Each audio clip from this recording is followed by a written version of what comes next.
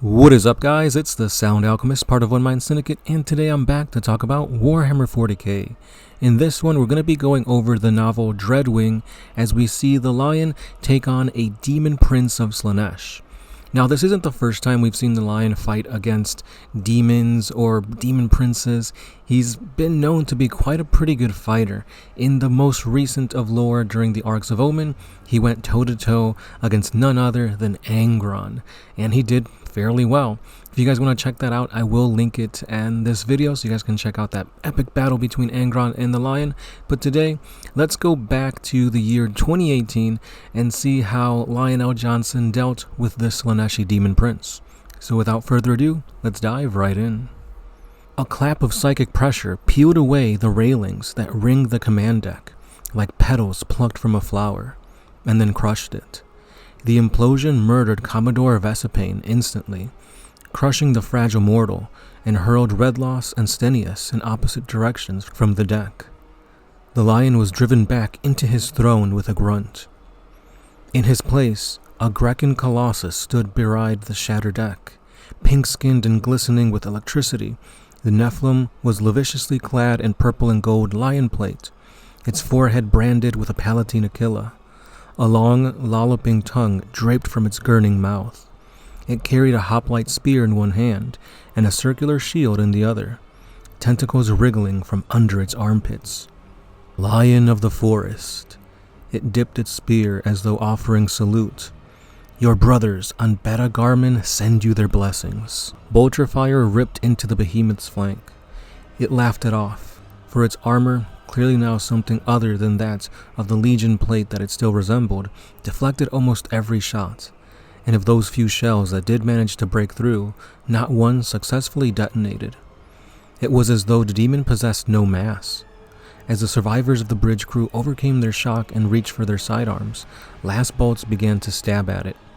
Sitting up from the wreckage of an Auspex table with a wine, Stenius drew his weapon.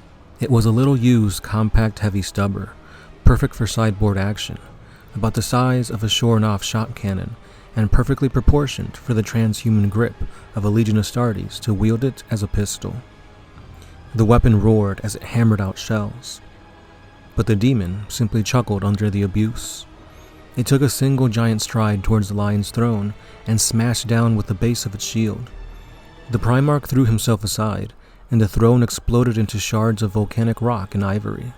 The Lion rolled out from under the demon's feet and ignited the wolf blade. Black adamantium teeth revved, belligerent and ever hungry. Redloss watched in awe as the Primarch dragged the enormous chainsword across the backs of the demon's calves.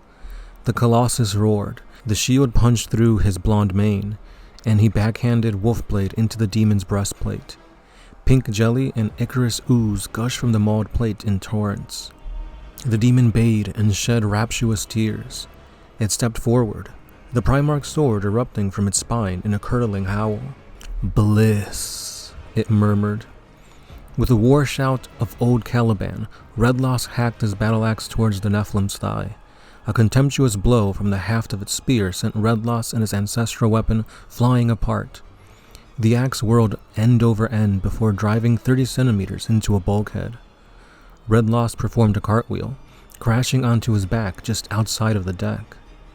He scrambled back up as the Lion ripped Wolfblade from the demon's belly, pirouetted with the momentum of the action, then used the motion of both to drive the sword into the demon's hip. The blade cut diagonally, messily, through the navel, the groin, and out again in an eruption of gore from between its legs. The demon's jigsawed right leg fell like discarded meat, and the rest of it came toppling backwards with an outraged howl. For a beast of apparent negligible mass, its fall demolished an entire bank of consoles and crumpled the deck. It laughed, a tear in its eye, as the Lion pounced from the deck and plunged Wolfblade into its throat. Machine action sawed the gurgling demon's head from its body. Redloss watched in perfect stillness. The Lion was the greatest warrior in the galaxy, bar none. No man, no brother Primarch nor demon could fight him and prevail. Perhaps Terra needed the Lion on its walls, for who else could hope to stand toe-to-toe with beings like Horus or Angron in triumph? Dorn? The wolf? The very thought made him snort. And there you have it, guys. This is a pretty short battle, but it just goes to show you that even demon princes can't lay a finger on the lion. The lion is able to use his weight, his mass, any weapon he can get his hands on, and just tear apart the enemy. Now, we see here that, like, in my opinion, the Slaaneshi Demon Prince was almost like mocking him, kind of taunting him, and that ended up backfiring. He was getting chewed up, torn apart, hacked away, and like he was laughing and enjoying all of it. Maybe that's just how Slaanesh demons are, but I think he could have given the lion a little bit more trouble. We see an older lion take on Angron, and man, is it a completely different fight than what you see here. So let me know your thoughts down below.